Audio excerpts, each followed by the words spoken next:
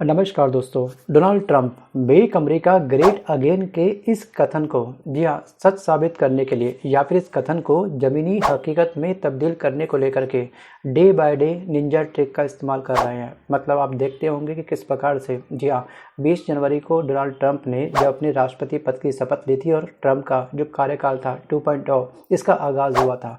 पहले ही दिन इन्होंने जो बाइडेन के 100 में से 78 फैसलों को बदल करके वैश्विक स्तर की जो तपिश थी जी हाँ उसको और भी अधिक बढ़ा दिया था। तब से लेकर के लगातार जी हाँ ये काफ़ी कठोर कदम उठा रहे हैं, चाहे दोस्तों वो USAID एजेंसी को बंद करना ही क्यों ना हो। मतलब कि इस एजेंसी के द्वारा जो दी जाने वाला दोस्तों जो अनुदान था अन्य देशों को उसको बंद करना क्यों ना हो, या फिर दोस्तों अपने देश के अंदर रहने वाले जितने भी अवैध प्रवासी हैं उन सभी को डिपोर्ट करना क्यों ना हो। या फिर हम कह सकते हैं कि इनके द्वारा अभी हाल ही में बीते कल के दिन जो EB-5 वीज़ा है जी हाँ उसकी जगह पर ये जो गोल्ड कार्ड लेकर के आए हैं, जिससे साफ साफ ये साबित होता है कि ये अपने देश के अंदर जी हाँ अमीरों का वेलकम और गरीबों को टाटा बाय बाय कहने वाले हैं।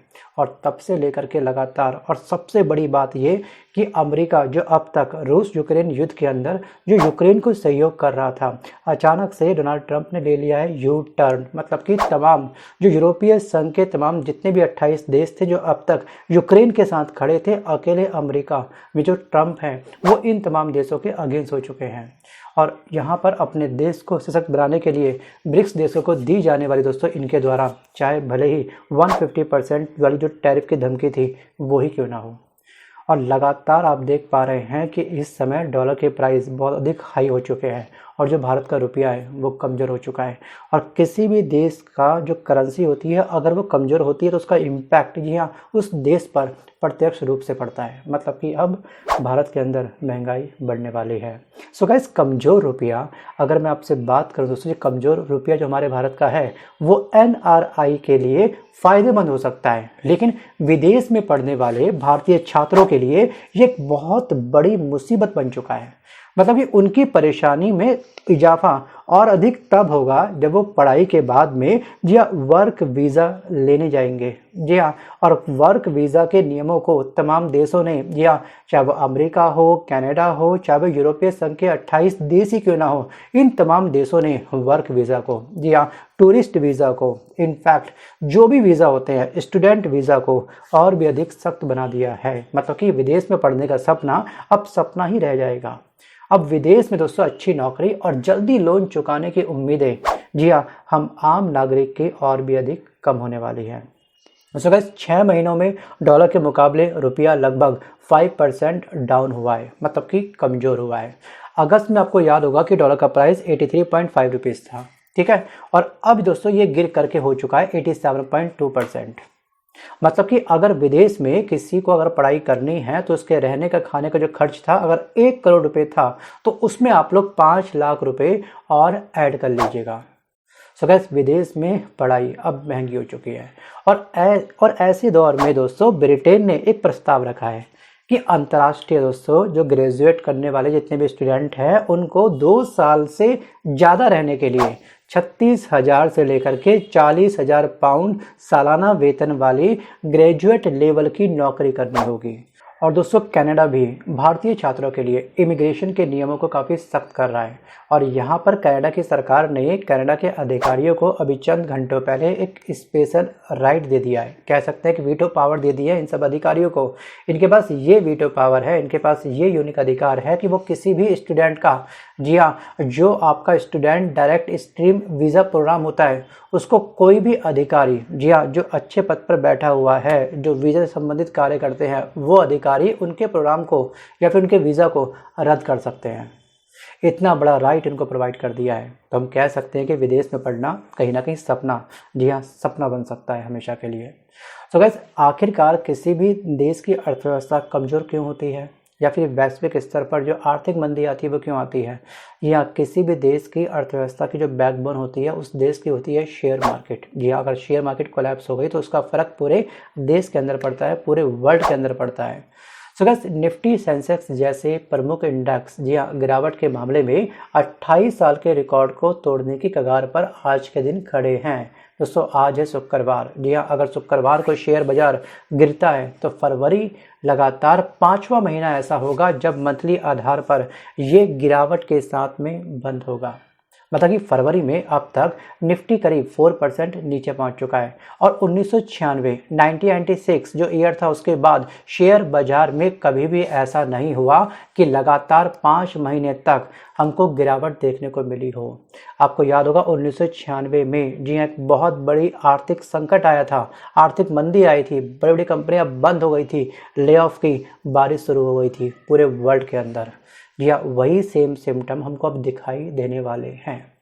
सो गाइस ऐसा ना हो, भगवान से हम यही प्रे करते हैं। बट दोस्तों ध्यान रखिएगा कि यहाँ पर कर्म ही पूजा होती है, कहीं ना कहीं कर्म अगर हम तरीके से कर रहे हैं तो शायद हम इस आर्थिक मंदी से जी हाँ जूझ सकते हैं, लड़ सकते हैं। बशर्ते ये है कि यहाँ पर हमारी सरकार की मंशा बिल्कुल क्लियर होनी चाहिए। सो गाइस गुरुवार को सेंसेक्स ध्यान रखिएगा कि 74,612.43 जी हाँ अंक पर गिरा, ठीक है, और जो निफ्टी था वो 22,545.05 अंक पर बंद हुआ था। ठीक है, सेंसेक्स 74,612.43 अंक पर और जो निफ्टी था 22,545.05 अंक पर बंद हुआ। मतलब कि पिछले 5 महीनों में निफ्टी में कुल 13.5% मतलब कि 13.5 की गिरावट आई है, जो कोविड के बाद आई तेजी के बाद की सबसे बड़ी गिरावट है। सो गाइस यहाँ पर निफ्टी का ये हाल है और आज है शुक्रवार। शेयर मार्केट या फिर शेयर बाजार कितना गिरेगा वो चलेगा मतलब आने वाले चंद घंटों बाद। दोस्तों भविष्य में आने वाली जो महंगाई है, महंगाई की जो मार है, उस मार के बाद होने वाले जो पेन है, उस पेन को मेजरमेंट करने के लिए जी हाँ इस वीडियो को पॉज करके इस स्क्रीनशॉट को आप ध्यान से पढ़ लीजिएगा। जी हाँ लोन की मांग ऐसी है कि 4 साल में एजुकेशन लोन लेने वाले करीब दुगना हो चुके हैं और लोन राशि 2.5 गुना बढ़ चुकी है। किस ईयर में कितने छात्रों ने जी हाँ लोन लिया, वीडियो को पॉज करके इस स्क्रीनशॉट को ध्यान से पढ़ लीजिएगा और आखिरकार जी हाँ लोन राशि क्या थी। सो गाइस ये आंकड़े हैं आपके आरबीआई के। और दूसरा स्क्रीनशॉट में मैं आपको और अटैच कर रहा हूं दोस्तों, जिसमें साफ साफ दिखाया गया है कि आखिरकार जितने भी प्रवासी जी अपने देश को छोड़ करके अन्य देश में रहते हैं, काम करते हैं, वो जो अपने देश में जी अपने मूल देश में धन भेजते हैं, जी हाँ वो अमाउंट क्या है। जी हाँ इसमें नंबर 1 पे आपका है दोस्तों भारत, फिर मैक्सिको, फिर चीन, फिर फिलीपींस, फिर पाकिस्तान, फिर बांग्लादेश, फिर आपका मिस्र, फिर ग्वाटेमाला और फिर आपका नाइजीरिया। सोचिए ये दोस्तों अमाउंट है आपका अरब डॉलर में, ना कि रुपीज़ में। अब आपसे दोस्तों मेरा एक सवाल ये है कि अभी मैंने कुछ समय पहले दोस्तों सरकार का जिक्र करा, सरकार इसमें आखिरकार क्या कर सकती है। जी हाँ लेकिन सरकार इतना कर सकती है कि किसी की धमकी से जी हाँ डरे नहीं। अभी हाल ही में जब हमने ब्रिक्स देशों ने मिल करके अपनी सेपरेट करेंसी लॉन्च करनी चाहिए थी तो हमको डोनाल्ड ट्रंप ने धमकी दी थी 100% टैरिफ की। अभी चंद दिनों पहले उन्होंने काफ़ी फख्र किया कि मेरी उस धमकी से ब्रिक्स देश कहीं दब चुके हैं, कहीं खो चुके हैं, मतलब कि ब्रिक्स देश टूट चुका है। इतना बड़ा एलिगेशन हमारे ऊपर लगाया, लेकिन फिर भी हम अपनी दोस्ती को निभाना चाहते हैं, मतलब कि जय वीरो की दोस्ती कहीं ब्रेक ना हो जाए।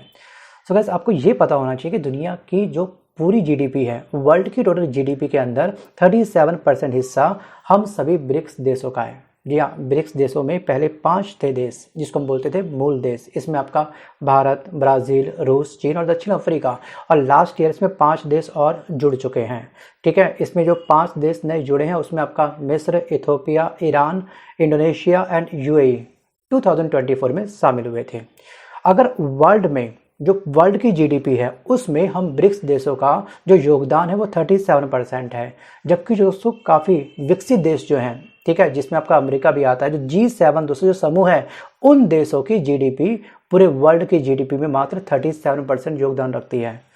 और यहाँ पर 2022 तक जो ब्रिक्स देशों की जो आपसी में ट्रेड हुआ है, व्यापार हुआ है, उसमें 56% का इजाफा हुआ है। अगर हम अपनी सेपरेट करेंसी लॉन्च कर देते हैं, डॉलर में व्यापार नहीं करते हैं दोस्तों, हमको एक बहुत बड़ा मॉनेटरी बेनिफिट होगा। लेकिन हमको ही अपनी सेपरेट करेंसी लॉन्च नहीं करने दे रहे हैं ट्रंप। जी हाँ हमको धमकी दे दे के दबाने का प्रयास कर रहे हैं। अगर हम अपनी करेंसी में दोस्तों व्यापार करते हैं तो अगर डॉलर का प्राइस बढ़ते भी रहता है तो हमको शायद इतना फ़र्क ना पड़े इस चीज़ से, लेकिन नहीं, हमको दबाया जा रहा है कहीं ना कहीं। और वर्ल्ड की जी हाँ वर्ल्ड की 45% आबादी इन ब्रिक्स देशों में रहती है और ये देश दुनिया के 1/3 क्षेत्रफल में फैले हुए हैं। मतलब कि एरिया वाइज हम सबसे मजबूत, राइट, और पॉपुलेशंस वाइज हम सबसे मजबूत, और जीडीपी वाइज हम सबसे मजबूत हैं, लेकिन फिर भी हम लोग वर्तमान समय के अंदर दब रहे हैं। क्यों? क्योंकि दोस्ती ब्रेक ना हो। तो गाइस आज के इस वीडियो में बस कर इतना ही। अब आपको क्या लगता है कि आने वाले समय में, जी हाँ, महंगाई बढ़ेगी, दोबारा से हमको आर्थिक मंदी का डंस, जी हाँ, झेलना पड़ सकता है, या फिर अच्छे दिन की ये शुरुआत है? जी हाँ, हिम्मत नहीं हारनी। Think about it. वीडियो को पॉज करके अच्छे से मंथन करके आप मुझे कमेंट जरूर करिएगा। सो गाइस मिलता हूँ जल्द नए वीडियो के साथ, तब तक के लिए धन्यवाद।